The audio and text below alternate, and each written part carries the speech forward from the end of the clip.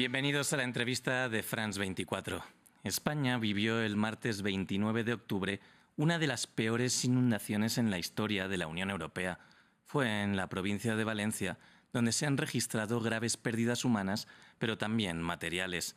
Para profundizar en lo que ha pasado, conversamos con Juan Bordera, periodista climático, autor de El otoño de la civilización y diputado en las Cortes de Valencia por el partido Compromís. Muchas gracias, Juan Bordera, por estar en la entrevista de France 24. Nada, gracias a vosotros. Quería empezar preguntándole qué se pudo evitar y qué no el pasado martes. Obviamente no se pudo evitar que hubiera un fenómeno climático llamado Dana en España, de presión atmosférica en niveles altos. Lo que sí se pudo evitar son prácticamente gran parte de las consecuencias en pérdidas de vidas, por no decir la mayoría, que es lo que suele ocurrir, y probablemente muchas pérdidas también materiales, porque como no se avisó a la población a tiempo, pues la gente estaba volviendo de trabajar con sus coches cuando esto ocurrió, pese a que había habido alarmas de la comunidad científica de mucho tiempo atrás, de la EMET, que es el organismo español de meteorología más importante, que avisó 5 días antes de que esto podía acabar así y que avisó de que era una situación de alerta extrema, roja, la máxima que pueden dar, 12 horas antes de que nuestro gobierno regional en el País Valencià hiciera nada al respecto. Con lo cual, la negligencia al respecto es muy importante, por no decir incluso criminal, en esta situación. Sí, estamos hablando de un fenómeno que ha tenido graves consecuencias sociales y además de estas causas naturales, también, como estaba usted comentando, son importantes las causas sociales. Sí, se juntan dos factores. Hay una mala gestión por parte de las personas responsables políticas de esta emergencia, que son el primero, el presidente Carlos Mazón, y luego habría muchísima más gente, ¿no? El responsable precisamente de las emergencias de este gobierno. Y luego hay, por supuesto, unas consecuencias, unas razones que vienen más allá y que tienen que ver con que el cambio climático se está acelerando exponencialmente. Lo estamos viendo con fenómenos atmosféricos como estas danas que han afectado a Libia, a Grecia, a muchos otros países del centro de Europa, porque muchas de las tormentas se originan en ese Mediterráneo que se está calentando más rápido que la media de una superficie oceánica del planeta, que se está calentando mucho más rápido de lo que habían previsto la mayoría de los modelos.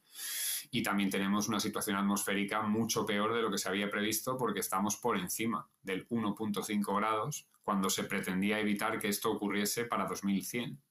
Entonces tenemos una mezcla de factores, sobre todo atmosféricos y oceánicos, que hacen que estas tormentas sean más intensas, sean más frecuentes y abarquen cada vez más tiempo y más espacio. Porque, por ejemplo, hoy mismo teníamos inundaciones también en Barcelona, hemos tenido ayer en Almería, es decir, toda la franja del Mediterráneo, desde Almería en el sur hasta prácticamente Francia en el norte, hemos tenido este tipo de fenómenos de extrema gravedad, ¿no? Con lo cual cada vez son peores, cada vez son más intensas y cada vez la respuesta política es peor. Porque obviamente si tuvieran la misma respuesta y el fenómeno es peor, pues cada vez, digamos, las consecuencias de esa mala respuesta son peores también. También se ha hablado mucho que desde los años 60 se construyó mucho en zonas inundables en el Mediterráneo. ¿Qué nos explica esto de España y también de Valencia? Sí, desgraciadamente, ahora además acaba de hacer público un informe que demuestra que 1/3 aproximadamente de las viviendas que han estado afectadas fueron construidas durante la burbuja inmobiliaria previa a la crisis de 2008, con lo cual es el modelo de planificación cero de pelotazo urbanístico el gran responsable de que muchas de las zonas que estén inundadas estén mal planificadas, estén mal protegidas.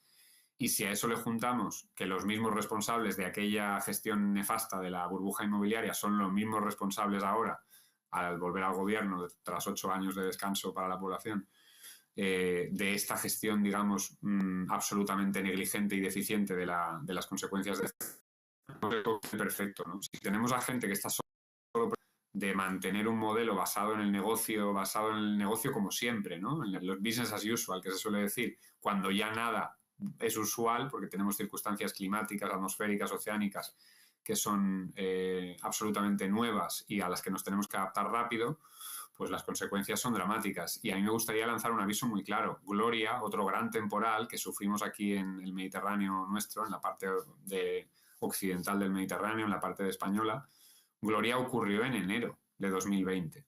Podría ocurrir perfectamente otro fenómeno atmosférico y oceánico similar al que hemos vivido en los próximos meses. Y la preparación, obviamente, pues no existe y se tendrían que cambiar protocolos muy rápido para poder enfrentarlos debidamente y no parece muy probable si siguen los mismos responsables al cargo de esta gestión. Y señor Bordera, ¿estamos también las sociedades preparadas para lo que ha pasado? ¿O seguimos viviendo como si estuviéramos en un clima que ya no existe? Totalmente. No estamos preparados como sociedad, no estamos preparados a nivel europeo, no estamos preparados, por ejemplo, para el colapso de las corrientes oceánicas, que es otra de esas grandes advertencias que se está lanzando desde la comunidad científica con toda la claridad y con toda la vehemencia posible. Han entregado cartas a representantes gubernamentales de los países del norte de Europa, que serían los más afectados por este colapso de la AMOC, que se llama Atlantic Meridional Overturning Circulation, que es la corriente que transmite gran parte del calor hacia Europa y que permite que en latitudes, pues eso, la de Madrid es la misma que Nueva York y el clima no es el mismo, la de Canadá es la misma, la del norte de Canadá es la misma que la de Londres y el clima es muy diferente. Si empezamos a desestabilizar aún más los patrones climáticos que ya están absolutamente desbocados, las consecuencias pueden ser 1000 veces más dramáticas que las que hemos visto en Valencia. ¿Y ve que hay riesgo de que la sociedad, nuestra mentalidad se convierta en que estas cosas ocurren y que se determinen por normalizar? Pues esperemos que no. Yo tengo al menos la esperanza de que con este tipo de catástrofes al menos seamos capaces de sacar algo positivo, pese a que es prácticamente imposible sacar algo positivo de esto, pero si hay algo positivo que sí que podemos sacar es precisamente una lección de quiénes no pueden ser los responsables de las emergencias en momentos así y qué modelo económico es el que está causando todo esto. Porque es hecho por el hombre, esto es hecho por combustibles fósiles, esto es hecho por un modelo que busca el crecimiento infinito en un planeta finito, lo cual parece a todas luces una obviedad, que es una estupidez, es decir, no se puede sostener este modelo eternamente.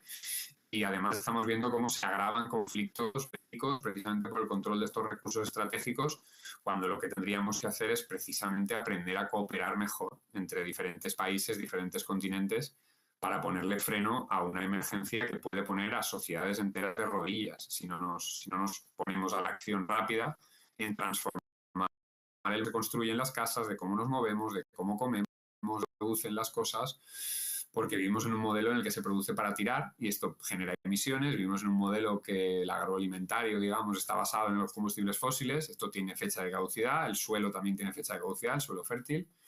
Y estamos viendo sobre todo, quizá una de las cosas que más me preocupan es el tema de la gestión del agua, porque por ejemplo en España y en otros países estamos viendo cómo las sequías se agravan, se extienden mucho en el tiempo, a la vez luego de repente te cae la lluvia de un año en un solo día. Con lo cual, ni la propia gestión de la propia población puede ser eficiente, como ha ocurrido ahora, ni la gestión de estos sistemas agroalimentarios y demás puede ser eficiente, porque ya no llueve cuando tocaría, hay frutos que están floreciendo 2 veces en estas estaciones que se están desestabilizando. Tenemos una situación que de verdad es de emergencia planetaria y aquí las medidas que se están tomando en la mayoría, por no decir casi todos los gobiernos, son insuficientes y es una obviedad también. Volviendo a Valencia, la reconstrucción de las zonas afectadas puede ser un buen momento para aplicar nuevas ideas para enfrentar estas crisis climáticas. ¿Cuáles podrían ser? Bueno, obviamente habrá que replantearse dónde se debe construir y dónde es mejor retirarse estratégicamente, precisamente porque son lugares fácilmente inundables, son lugares en los que las presas o los barrancos se pueden acabar convirtiendo en auténticos enemigos de la vida porque de repente se desbordan y entonces cae una cantidad de agua que no se podía esperar y que no se podía prever.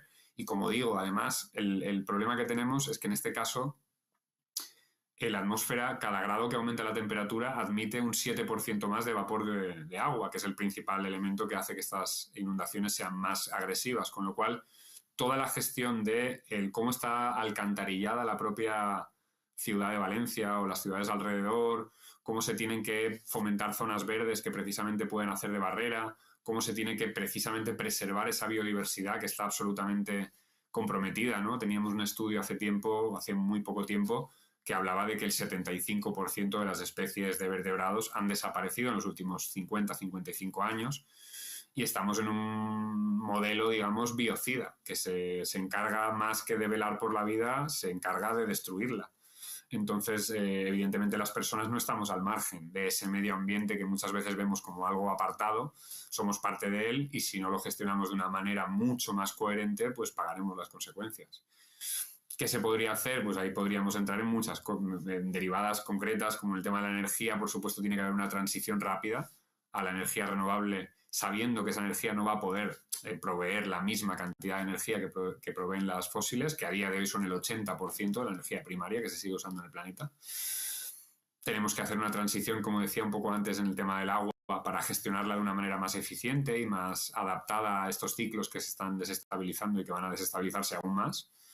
Y tenemos que hacer también una transición en cómo construimos y cómo gestionamos estos espacios urbanos que en el fondo a veces, como son trampas de asfalto, no permiten que el agua drene al suelo y entonces se acumula más y provoca lo que hemos visto en Valencia, ¿no? Se nos acaba el tiempo. Una última pregunta muy breve. Usted es autor, junto a Antonio Turiel, del Otoño de la Civilización.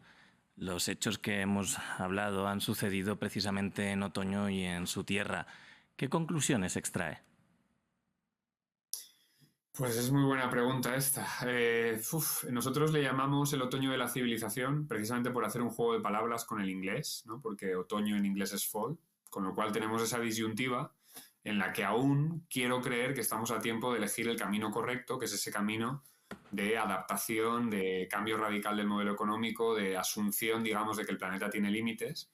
Y la otra opción es no hacer prácticamente nada, que es lo que se está haciendo hasta ahora, y enfrentarnos cada vez más cerca de un posible colapso de los ecosistemas, de los sistemas hídricos, de poblaciones como la de Valencia o sus alrededores que se han visto afectadas por este fenómeno y de tantos otros más que se están dando, ¿no?